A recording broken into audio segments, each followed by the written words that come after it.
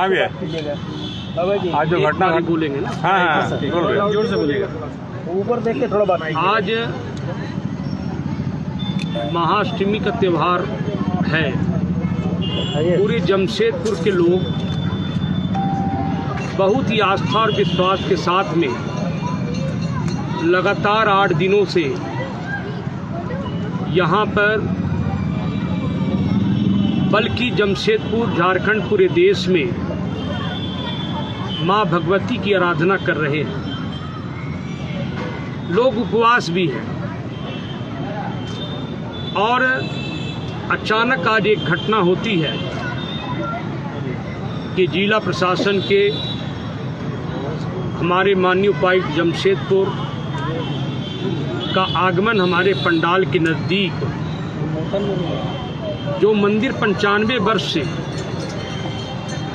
इस क्षेत्र का श्रद्धा का केंद्र रहा है, दुर्गा मंदिर, जहाँ पर भोग बन रहा था, वहाँ कुछ लाइनें भी लगी थी। अचानक हमने देखा कि मैं यहाँ पर पंडाल में पूजा कर रहा था। मैं वहाँ गया, अफरा तफरी का माहौल हो गया। लोग भागने लगे, लोगों को भगाया जाने लगा। खाकी वर्दी पहन करके लोग भगाने लगे। प्रशासन की जिम्मेदारी अवश्य होता है कि हम किसी भी चीज़ को सौहार्दपूर्ण वातावरण पर सबका विश्वास जीतकर हम वैसा काम करें जो समाज में एक सकारात्मक संदेश जाए। लेकिन लगातार जमशेदपुर की प्रशासन न जाने किसके दबाव में ऐसा कृत्य कर रही है, कुकृत्य कर रही है कि जो सीधे जमशेदपुर के लोगों की आस्था के साथ में हिंदुओं के साथ खिलवाड़ हो रहा है। रंकनी मंदिर में कभी संदेश आता है कि वहाँ पर भोग बांटने और ले जाने और नहीं करने पर या पुष्पांजलि देने पर रोक हो रहा है।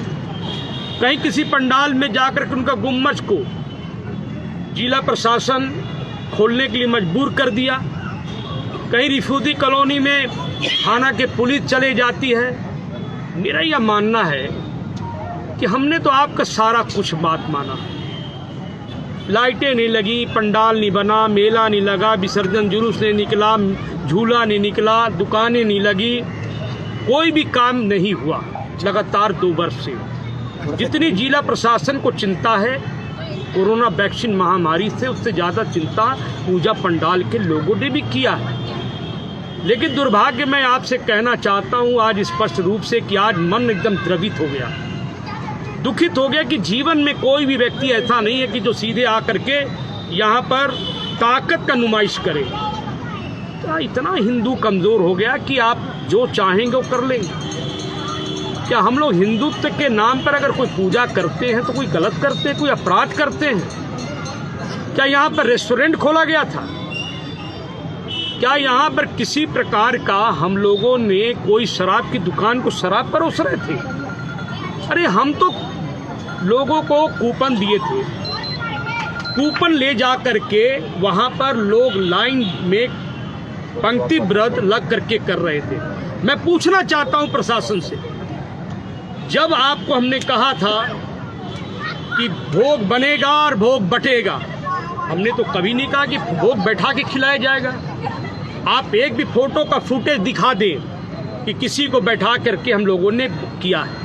जितनी बड़ी कतार थी उससे बड़ा कतार साक्षी के बाजारों में हुआ, शराब की दुकानों में कतार होता है, उससे बड़ी कतार आप किसी नेताओं की रैली में देख सकते हैं। लेकिन पूजा की आस्था के साथ में इतनी बड़ी सरकार क्यों खिलवाड़ कर रही है?